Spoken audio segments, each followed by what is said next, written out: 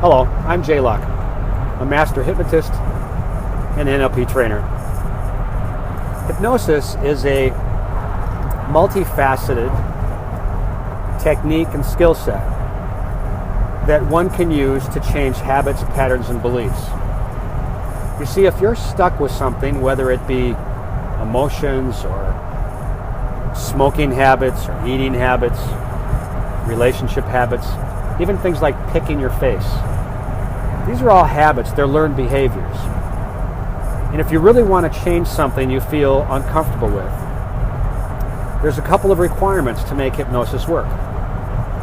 The first is that you must be serious, that you have a strong desire, that you feel like you must change this problem. The second is that you're doing it for yourself, even though those around you, people you love, may want you to do this or may want you to change those habits. You have to want them for yourself. If you're doing it for someone else, it is not as likely to be successful, no matter how powerful they may feel to us in our desire to make them happy. So that being said, if you're serious and it's for you, those things in themselves make the likelihood of success much better, more likely to occur successfully. So now I want you to notice what it is about those habits or feelings that you feel stuck with. A great way to do that is to just close your eyes for a moment now and step into yourself. Take a nice deep breath, step into yourself with your eyes closed, sitting in a comfortable position, preferably your legs not crossed. And notice the feelings that you have around that behavior that you'd like to change. Notice how it feels. At this point, don't analyze what it is, don't judge it, but notice the feelings you have relative to it.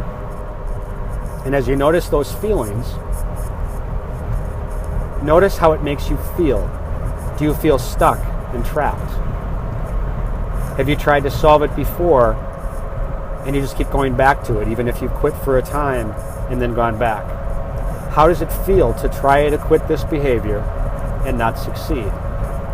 Go into yourself and notice that feeling now. Does it feel like a failure? Does it feel like you should be able to do it different? And now, open your eyes. Take a look around the room. Notice your favorite color. And now stand up, and sit down. And now close your eyes again and take another deep breath. And now when you take this breath, notice the feelings you have inside as I describe the following. I want you to imagine that you're looking forward now 1 year. It's 1 year from now and you don't have that habit or behavior or belief anymore. You're free of it. You feel less stress. As a matter of fact, you feel no stress relative to that topic. It was easy to solve it. As a matter of fact, you feel that it was calm and easy and simple. More simple than you imagined it would be. How does it feel to have that gone? Let's say that you're thinking about stress. How does it feel to be relaxed and calm and happy? As you take another deep breath, notice how it feels to be relaxed, calm, and happy. As you notice that feeling, notice what else it makes you feel like.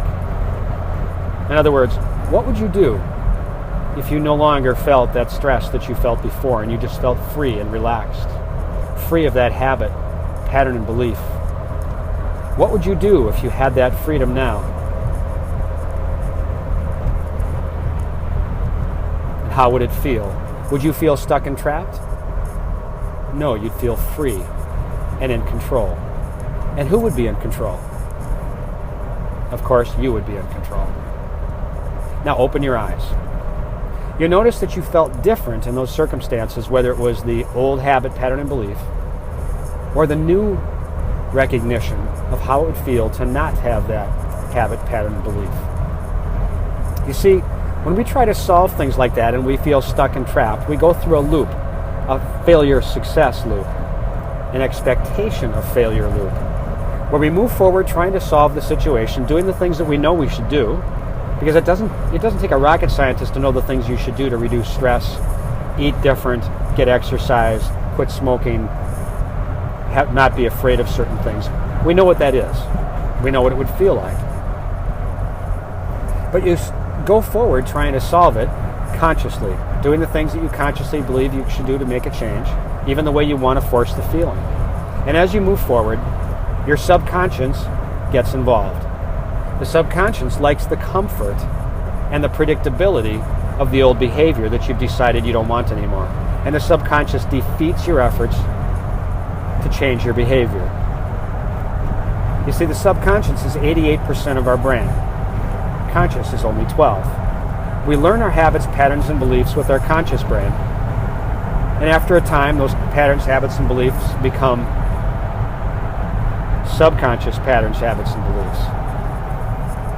And then our subconscious defends those habits, patterns, and beliefs we want to change them by simply hanging on to the original reasons that we built those habits, patterns, and beliefs before that are no longer valid at this time in our lives. And so as you move forward, you notice that you have a habit, pattern, and belief that's supported by your subconscious, which is 88% of your brain. The subconscious defends patterns, habits, and beliefs much like it does defending breathing or heart beating. It's very strong. It's powerful. So even when we feel we understand consciously what we need to do to make changes, our subconscious can easily defend the conscious mind. Notice how you feel, what happens when you think about something that you don't want anymore. When you think about something you don't want, we logically think that if we think about it enough, we'll push it away and we won't do it anymore because the pain of it or the anger about it or the sorrow about it will make it go away. Have you noticed that has not worked for you? It doesn't work for most people. Instead, what happens when we think about that habit, pattern, and belief, or being overweight, or smoking, or feeling stressed, or anxious, we actually get more of that very thing that we don't want by the very fact that we're thinking about it. Because by thinking about it, we're attracted to what we think about most. Notice how you feel physically when you feel anxious, stressed, worried. It's a feeling in your body that some people would describe as a pit in their stomach, a sweat, tenseness. In those moments, it's hard to make decisions. In fact, most would say impossible to make decisions. Now, imagine that you were living in the northern climates, in the snow country, and it's February in the northern hemisphere, and you have 2 tickets to go to Hawaii, and it's blizzardy, cold, lousy winter, and you have 2 tickets to go to Hawaii. How would it feel? Close your eyes and notice how it would feel to know that you're going to Hawaii, all expenses paid, nothing to worry about when you leave, and you take your best friend, wife, spouse, child with you. Notice how it would feel. And now imagine that you knew you were going to Hawaii. There's no doubt about it. In fact, you have your bags packed. Your suntan lotion, your flip-flops are in your bag, and you're imagining the sand that'll be in your bag when you return home. You know that you're leaving for Hawaii on Saturday, and we get a snowstorm on Tuesday. Let's say 6 inches of snow. Would you unpack your bags and not go? Of course not. If you live in the northern climates where they used to snow, you know that within 24 hours that snow is cleared and there's no problem getting to the airport 5 days later. Or I guess it'd be 4 days later. If you live in the southern climate, if I ask that question, you might think you'll never get to the airport. But notice the difference, and it was your thought. Because you see, your thoughts create your future. Your thoughts, your words, your actions create your future. If you only knew that your thoughts had that kind of power, you would never think negative thoughts again. Hypnosis combined with NLP is a powerful technique to learn how to set aside behaviors, patterns, and habits and beliefs that don't get us what we want. To teach us how to control that subconscious mind, and as a matter of fact, I would rather say to enroll the subconscious mind in accomplishing your goal. It's a skill that's wonderful, it's amazing, and it's easy. So if you want to learn self-hypnosis, we have several ways you can do that in our series. You can download Self-Hypnosis 101. You can whether it's audio or video.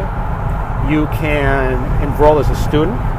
You can take sessions with us regarding weight loss or smoking or anxiety or stress or get into better sports or speaking phobia. But you get to decide that. And when you decide that, self-hypnosis will be part of what we'll teach you. You can get that information by downloading materials if you're one of those go-getters that can do things on your own and you think you can. If you're somebody who really feels you're really stuck with something, then we highly recommend that you work with one of our hypnotists to get that information and get it one-on-one with one-on-one sessions on the internet, or better yet, if you're able to come into any of our offices, and we have offices all over the United States that we can refer you to, that will be the best way to solve it face-to-face with a trained, experienced, successful hypnotist. Well, enough said. If you're interested in pursuing this, follow the link at the bottom of this page, or go to selfhypnosis.com or applevalleyhypnosis.com, and you'll find downloadable material, options for how to get more information, to learn self-hypnosis, or to solve any of the other things that you feel stuck with.